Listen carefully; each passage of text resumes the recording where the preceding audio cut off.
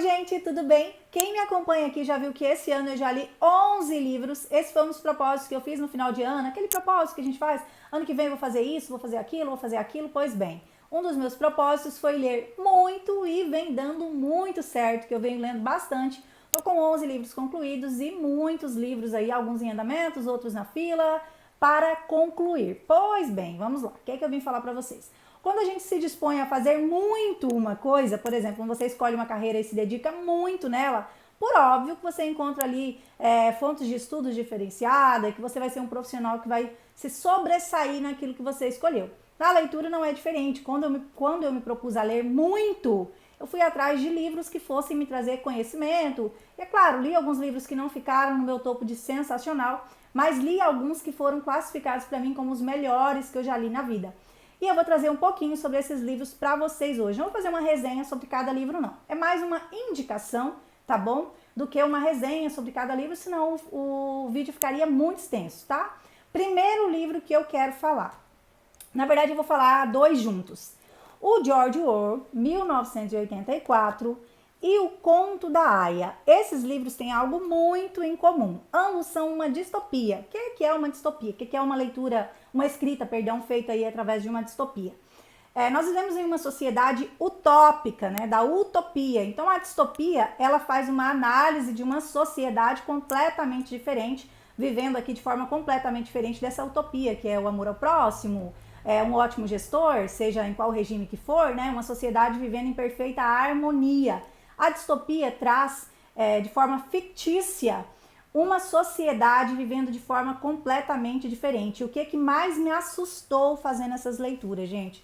São leituras muito pesadas, primeiro, as duas são leituras muito pesadas, tratam aí de sociedade que minorizam a mulher, né? Que trazem aí principalmente o Conto da Aia. O Conto da Aia é bem voltado a isso, completamente voltado a isso, até porque é uma mulher que conta. E trazem aí uma sociedade distópica completamente assustadora. Qual que é o pior ponto fazendo essas leituras?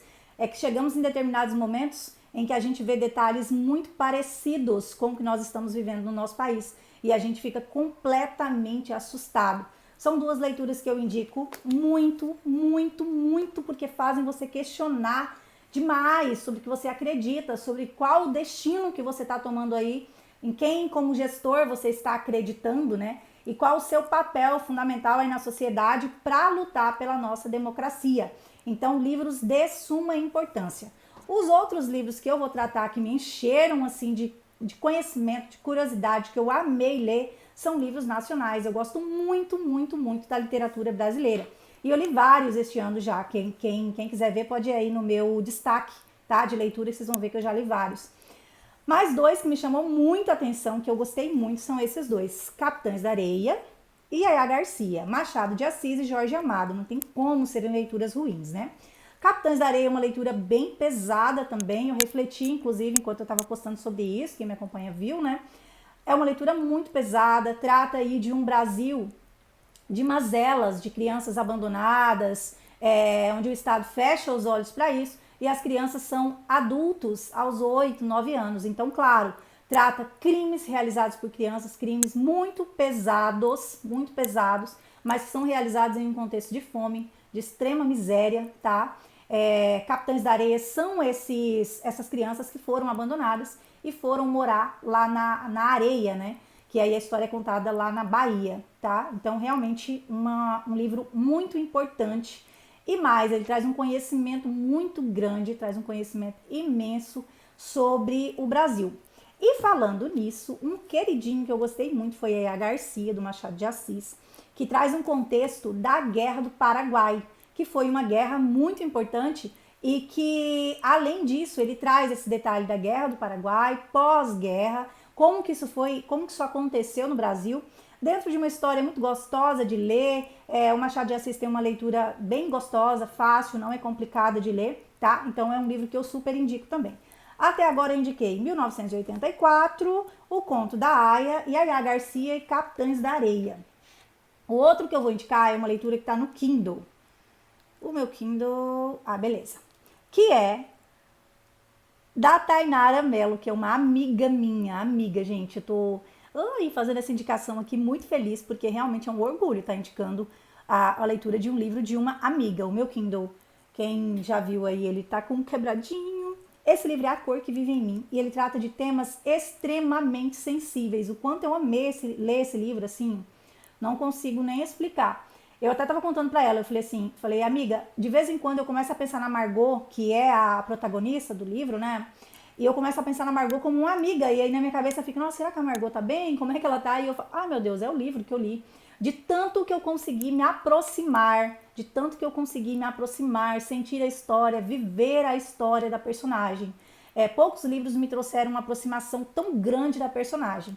E outra coisa que me deixou encantada aqui por esse livro é que ele trata de racismo, ele trata de abuso infantil, ele trata de, enfim, outros vários temas sensíveis, trata sobre empreendedorismo feminino, enfim, vários temas extremamente difíceis de serem tratados. A Tainara traz com tanta clareza, que é como se realmente você estivesse lendo a biografia da Margot, porque diz com muita pessoalidade. A personagem consegue trazer uma pessoalidade muito grande no livro e por isso que a gente consegue se aproximar tanto dessa leitura. São leituras queridinhas deste ano. Eu tenho várias outras, né? Eu li bastante. E tem outras que eu quero conversar com vocês. Inclusive, abri uma caixinha falando sobre o Nietzsche, o Friedrich Nietzsche. Quando eu pego um livro para ler, que é um autor que eu não conheço, eu começo a ler muito sobre ele. E o Nietzsche, ele é ranzinza, né? Ele divide opiniões aí, desde os anos anteriores, ele divide muitas opiniões. E comigo ele tá bem nesse liame também de dividir opiniões aqui. Eu penso algo positivo, mas penso algo negativo, então eu ainda não tenho capacidade para falar sobre Nietzsche, até porque o que eu falaria sobre ele seria baseado em coisas que eu estou lendo sobre ele e não efetivamente sobre a escrita dele, porque eu comecei um livro agora, tá bom?